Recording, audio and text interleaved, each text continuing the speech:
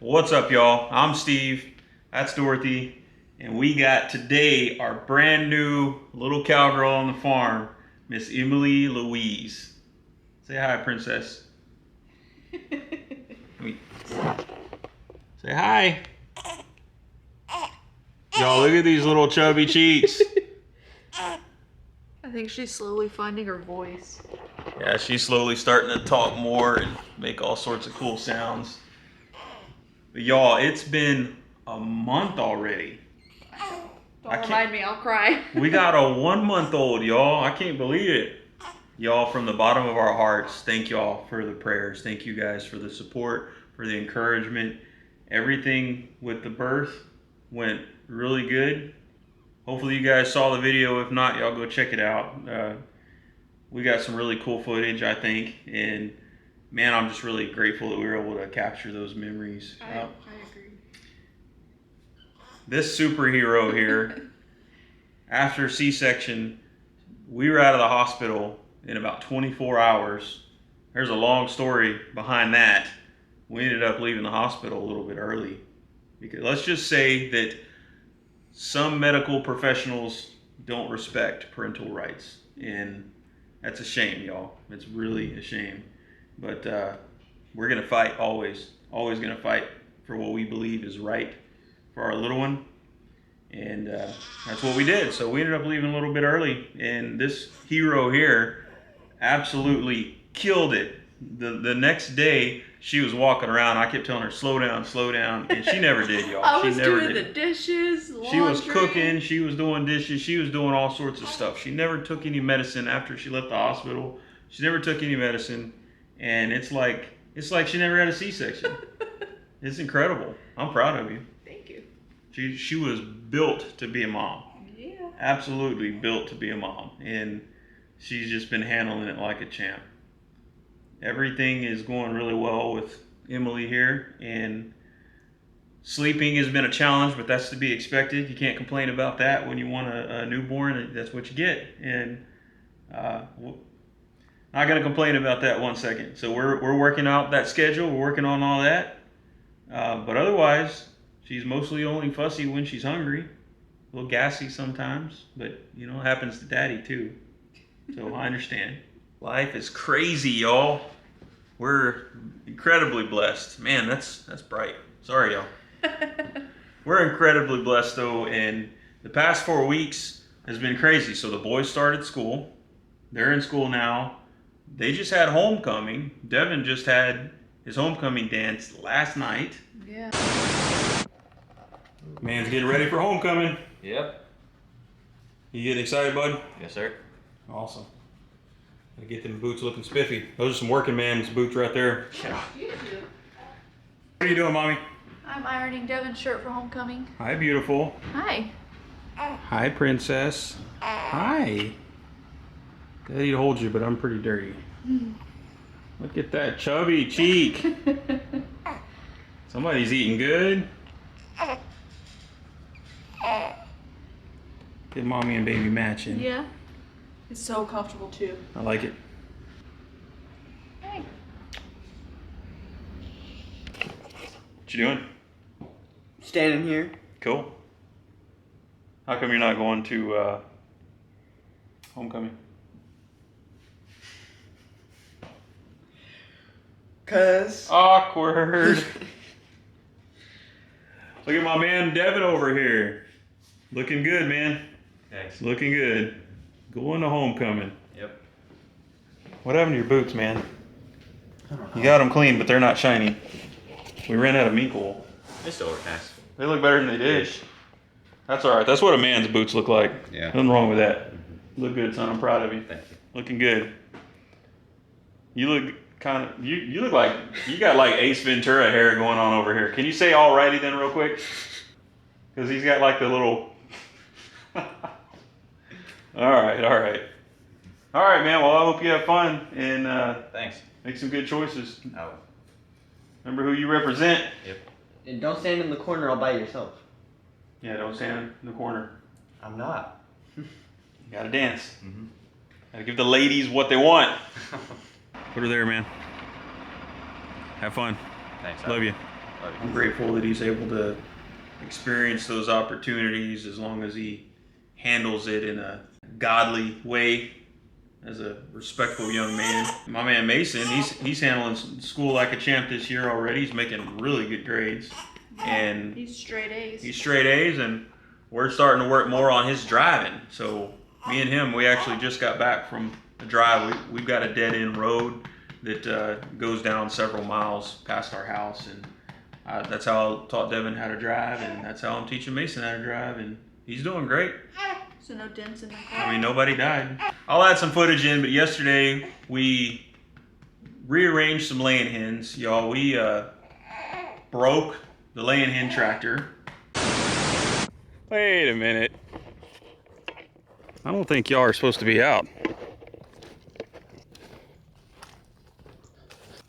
They found some shade. Look at this junk over here, y'all. We've got like a little burn pile here in the yard. Not the most glamorous place, but it works. But because we're in such a crazy drought, we can't burn anything. We actually finally got some rain yesterday, and man, praise God for that. And it was a good little shower. Yeah. Man, it poured. Let's look at this thing. Yep, that's not supposed to be that way. Where do you think it broke, bud? Right here. Can you tell what needs to be fixed is the question. Think about it. If you look at that side and you look at this side, you can kind of see what happened. See, these are skids that we had on the outside, right? You can see the end of that one, but you can't see the end of this one. That's because this board right here was supposed to go about here. It broke loose and pulled out. That's why this broke and pulled out. Oh. So we need to get this board back to where it belongs and reinforce it. I gotta say, I mean, how old is this tractor now? I don't know, like 3 years maybe? It's going on like 3 years. I think you're right, bud. I gotta say, that's pretty good numbers. It might be getting time for us to build a chicken tractor 2.0. I've been thinking about building another one of these, and the number one thing that's prone to failure on these, even if you use treated lumber, is that bottom skid, right? So there's got to be something we could use a little bit better. Maybe, I don't know, metal rust, unless you had some sort of high dollar aluminum, but it's got to be a better material that we could use to make it less prone to rotten. Could also be that maybe we coat the wood in tar or something, I don't know, but then that might hurt the chickens if they try to peck it and eat it.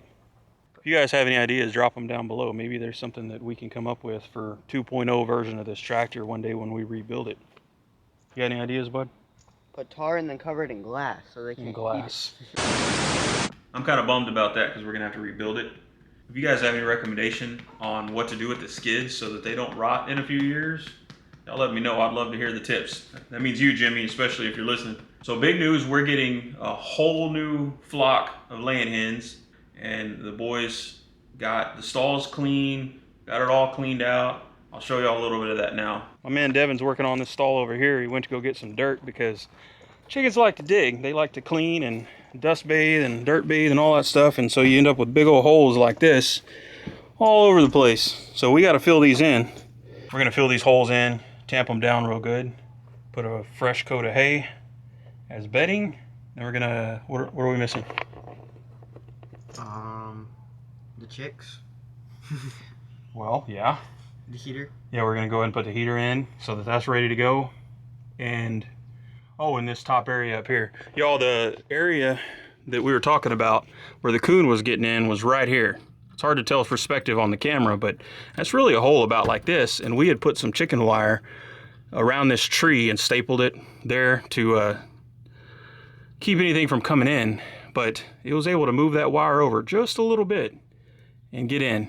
And so what we're gonna do is we're gonna drill some holes around here because I really don't want to get rid of this tree, y'all. In retrospect, we probably should have just cut it down. What's done is done. So we're gonna drill some holes through here. We're gonna wire this chicken wire up like this. I think we'll be good after that, bud. What do you think? Yeah, I think so. Man, dealing with predators is not fun. You gotta have some kind of heart because they gotta eat, just like we gotta eat.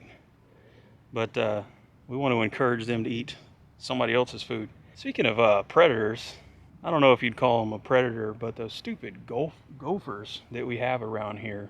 There's one digging a hole right over there. Let's see if we can catch it on camera. Oh, Shh.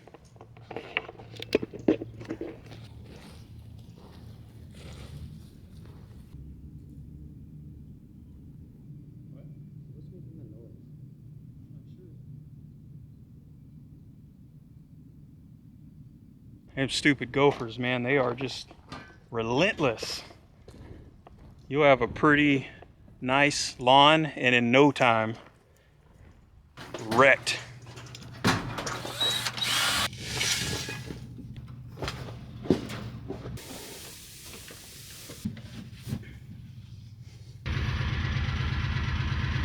All done. Yeah, so we were just thinking that we probably ought to add a rooster to the mix. Yeah, especially if we ever want to incubate again, just for the fun. And they're great protectors. We finally got a handle on the coon problem around here, and I lost count of how many coons we ended up having to dispatch and take care of. They're just the population exploded this year, more than we've ever seen. We finally figured out what was going on with these coons. I'm almost 100% sure it's because of the drought. We had a crazy drought this year. And just the lack of rain means a lack of vegetation. A lot of these animals are hungry. I think they're looking for food. I think they're getting more desperate and a little bit more brave, if you will, to come closer to the house, closer to where people are to find food and water. And you know, it stinks because they got to eat too. You got to have a little bit of compassion for God's creation, but at the same time, we've got a responsibility to steward the animals that we have here on the farm and take care of them. And protect them and to feed our family. So if you don't have a place, then you got to go. That's just the way it works. We have lower numbers of chickens. Feels pretty stupid buying eggs from the grocery store. I know. We don't like buying meat or eggs from the grocery store for obvious reasons. Every now and then we do. If it's something we don't raise, sometimes we want it, you know, like a good steak. We got these steers, but they got a little bit of ways to go before they finish out. I know times are tight. I know times are tough, but if you can support a local farmer, rancher to buy your meat, support your local guys, y'all. Don't just go to your grocery store if you can. If you have a choice, go to your farmers markets, y'all. They're there. Go to farmers markets, local feed stores. There's just a lot of places you can go where folks will be selling some homegrown, pasture-raised meat. Thanks for the prayers. I hope y'all enjoyed the quick update, and we definitely got a lot more content coming along. Now that things are kind of leveling off, we're getting into some sort of a routine. We got a lot of cool videos that we've got coming down the pipe, including the new laying hens that we're getting. Sooner or later, we're gonna have to build that new chicken coop, so stick around for that. We're also gonna be getting some more feeder pigs, not terribly long from now. So I forgot about us having that conversation. We got a plan, that's right.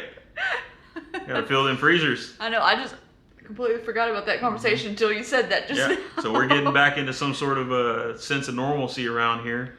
And y'all stick around because in a future video, you guys have asked a lot. We're going to explain to you guys exactly why this pregnancy was so difficult and all the ups and downs and the highs and lows. This little girl right here really is a gift from God, an absolute miracle. So we're so grateful. We are. And thanks again, everybody. Thank you for the prayers. Thanks for the support.